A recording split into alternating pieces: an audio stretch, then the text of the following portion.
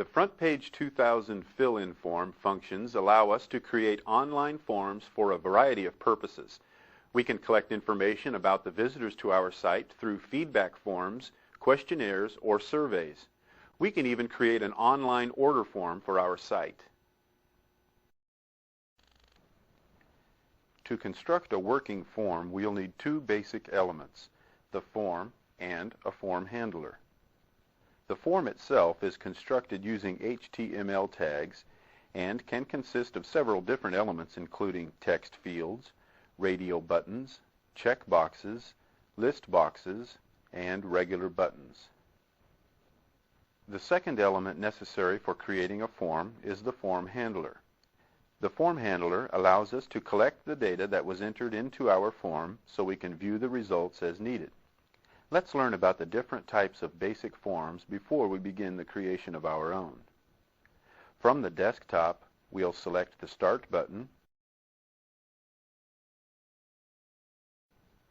scroll to Programs, and then choose Microsoft FrontPage from the flyout. FrontPage opens, and we currently have a blank page opened. Let's open a page we've created from the Viagrafix learning files and begin learning a little about forms. We'll press Ctrl+O, and the Open File dialog box opens. We'll select the Look in List box drop-down arrow, double-click the C drive, then scroll to the Viagrafix learning files, double-click, then double-click the Forms page to open it. Notice as the page opens, we have different types of forms displayed that we can use in our web pages. If we open the Insert menu, choose Form, and in the Form flyout menu, we can choose to insert a one-line text box, a scrolling text box, a check box, a radio button, a drop-down menu, a push button, a picture, or a label. We'll press Escape 3 times to return to the Forms web page. Now we'll discuss each type of form and its purposes on web pages in the Preview mode, so we'll select the Preview tab, and our page loads in the Preview mode. Notice the first two forms we've included on this web page are one-line text boxes. One-line text boxes are used for allowing site visitors to enter one line of information, such as the site visitor's zip code, for tracking which regions visitors are from, or entering a quantity, as in our case. If we position the cursor in either of these one-line text boxes, we are able to enter numerical values. The next type of form we've included is a scrolling text box. A scrolling text box is used when we want to accept multiple lines of text from a site visitor, such as comments about our site, such as we've included for our site. If we position the cursor in the scrolling text box, notice we are able to type text. Now we'll scroll down the page and notice 3 check boxes. Check boxes are used when we want a site visitor to select one or more items that are options on our pages. If we click in any of the check boxes, notice a check mark is placed in it. Next on our page, we can see 2 radio buttons. Radio buttons are used when we want a site visitor to select options in a group. Note, only one radio button in a group can be selected at a time. Then we see a drop-down menu. Drop-down menus are used when we want our site visitors to choose options from a list or a menu.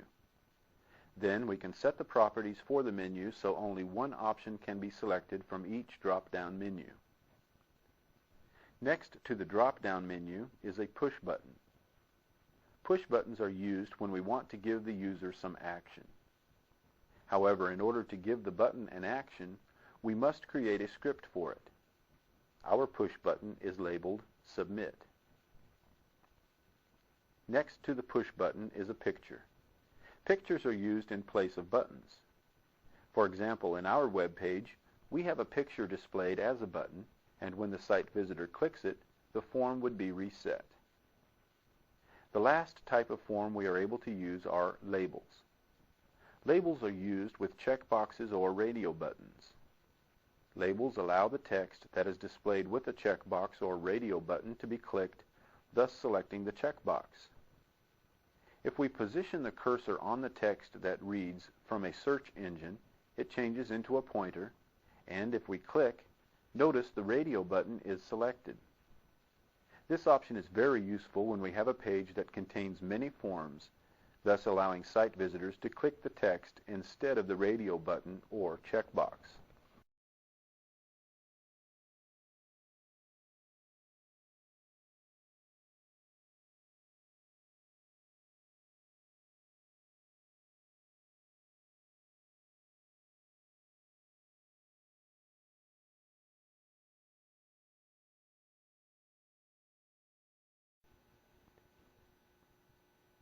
All these forms use a form handler or a custom script. In order to use a form handler, the Microsoft FrontPage server extensions must be installed on the server to which we are posting our website. However, if the server to which we are posting our website doesn't have the FrontPage server extensions installed, we must use a custom script written in ISAPI, NSAPI, or CGI. CGI is short for Common Gateway Interface, which allows us to transfer information between a web server and a CGI program. ISAPI is short for Internet Server API, which is an Application Programming Interface for Microsoft IIS, or Internet Information Server, which is a web server.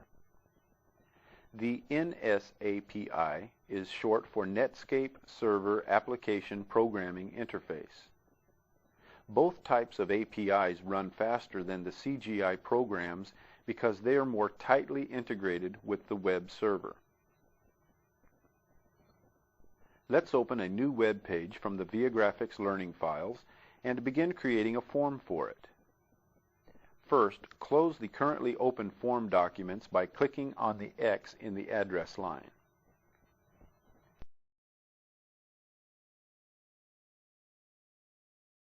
We'll press Ctrl+O, and the Open File dialog box opens. We'll select the Look in List box drop-down arrow, double-click the C drive, then scroll to the Viagrafix learning files, double-click, then double-click page 1 to open it. To create a new form element, we position the cursor at the point in the web page where we want to insert the form. We'll scroll down the page and place an insertion point at the bottom of the page.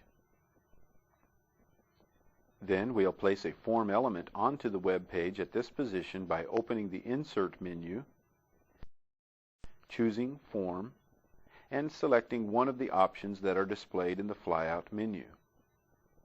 We'll select the scrolling text box option. The form element is placed on the web document, and a rectangular region defined by a dotted line is displayed. In this area, we can add additional form elements and structure the layout of the page.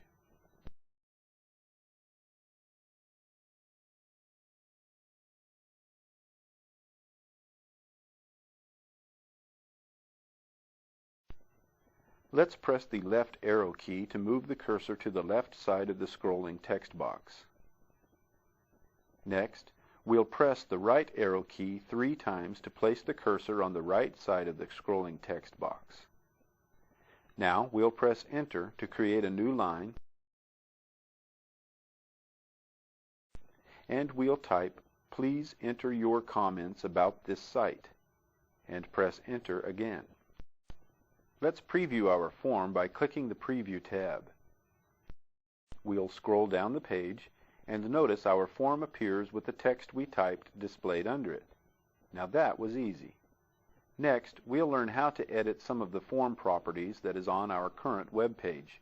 However, we'll first return to the normal page view by selecting the Normal tab.